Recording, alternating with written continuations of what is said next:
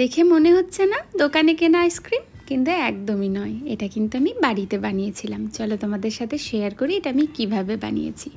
আমি এখানে whipped cream নিয়েছি, যেটাতে অলরেডি সুগার অ্যাড করা আছে, তাই আলাদা করে আমার চিনি দেওয়ার কোনো প্রয়োজন পড়বে না।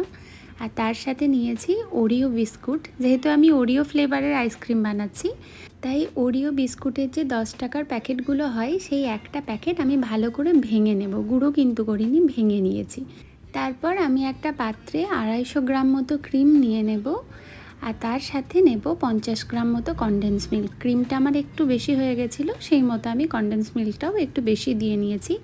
তারপরে এই দুটোকে আমি ভালো করে ফাটিয়ে নেব, কিন্তু একদমই বেশি হুইপড করে নিলে হবে না, তাহলে কিন্তু আর সেটা আইসক্রিম থাকবে না, কেকের ক্রিম হয়ে যাবে। তো সেই মতো আমি পরে টেক্সচারটা দেখিয়ে দিয়েছি কীরকম হবে। তারপর আমি এর মধ্যে যে ভেঙে রেখেছিলাম যে বিস্কুটগুলো, সেইটা আমি এর মধ্যে অ্যাড করে দেব।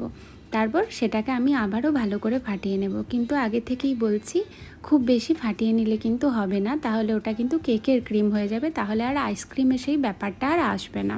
এই যে এখানে আমি টেক্সচারটা দেখিয়ে দিয়েছি, এরকম একটা রানি রানি ব্যাপার থাকবে, খুব বেশি ঠিক হবে না।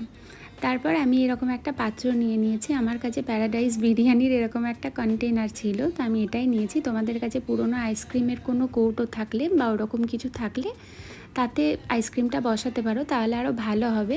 তো এই যে আমি এবার দিয়ে দিয়েছি। এবার এর ওপর থেকে আমি কিছু ওরিও বিস্কুট ভেঙে দিয়ে দেব। এতে আইসক্রিমটা যখন আমরা খাবো, মাঝে মাঝে ওরিও বিস্কুটের কিছু টুকরো মুখে আসবে, যেটা খেতে কিন্তু আরও ভালো লাগবে।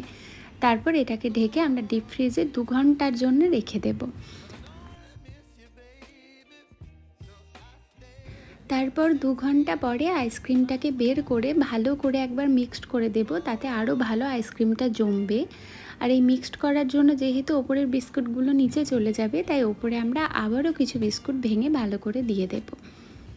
ব্যাস, কাজ মোটামুটি শেষ। এবার ফ্রিজে আইসক্রিমটা 4-5 ঘন্টার জন্য রেখে দিলেই তৈরি হয়ে যাবে। আমি যেহেতু রাতে বানিয়েছিলাম, তাই ওভারনাইটের জন্য রেখে দিয়েছিলাম।